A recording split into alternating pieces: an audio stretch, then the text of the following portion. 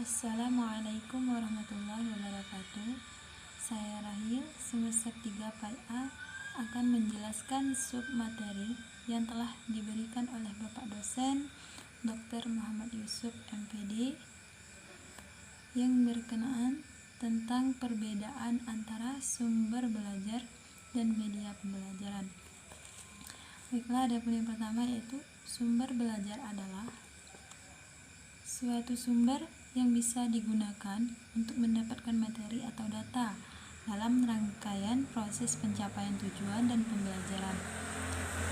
Sumber belajar sebagai salah satu faktor atau aspek pembelajaran anak usia dini yang berperan penting dalam terlaksananya kegiatan pembelajaran yang berkualitas dan menarik bagi anak. Sumber yang menjadi sangat pentingnya karena adanya sumber belajar akan meningkatkan semangat, motivasi, dan minat anak untuk belajar dan menggali berbagai sumber informasi secara luas.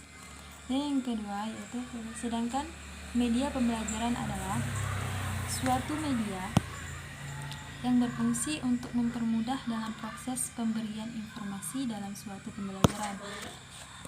Media pembelajaran di sini merupakan media perangkat yang mengandung pesan-pesan pendidikan seperti gambar, objek yang berupa benda yang sebenarnya ataupun benda tiruan.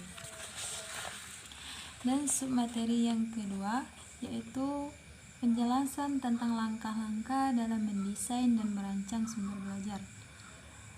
Di antaranya yaitu mempelajari ilmu kurikulum, menetapkan kompetensi siswa yang hendak dicapai, memilih dan menentukan materi yang akan disajikan, memilih dan menentukan jenis dan sumber belajar, mengembangkan sumber belajar, dan yang terakhir mengevaluasi sumber belajar.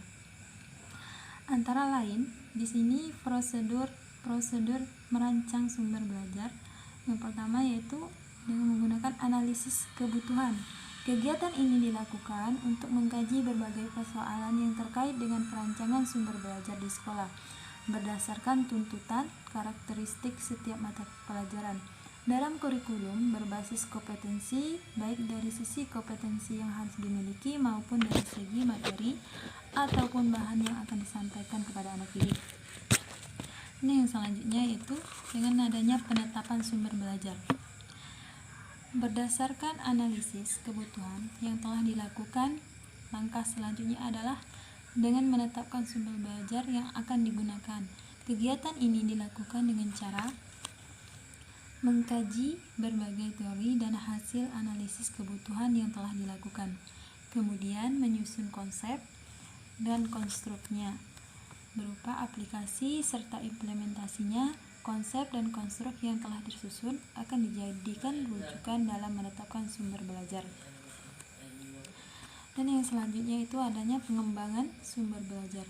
Pengembangan sumber belajar ini dilakukan dengan cara mengkaji dan meneliti berbagai masukan yang berasal dari penetapan sumber belajar yang digunakan dalam pembelajaran. Dan yang terakhir yaitu berupa evaluasi sumber belajar. Kegiatan ini dilihat dari kriteria keberhasilan dalam merancang sumber belajar dan mengevaluasi pelaksanaan penggunaan sumber belajar. Dengan evaluasi, kita dapat mengamati kekurangan-kekurangan sumber belajar tersebut sehingga adanya suatu perbaikan untuk mencapai sumber belajar yang lebih baik lagi, yang sesuai dengan kebutuhan dan tujuan yang telah ditetapkan. Baiklah, ini mungkin yang dapat saya sampaikan. Mohon maaf apabila ada terdapat kesalahan dalam pengucapan. Saya akhiri. Wassalamualaikum warahmatullahi wabarakatuh.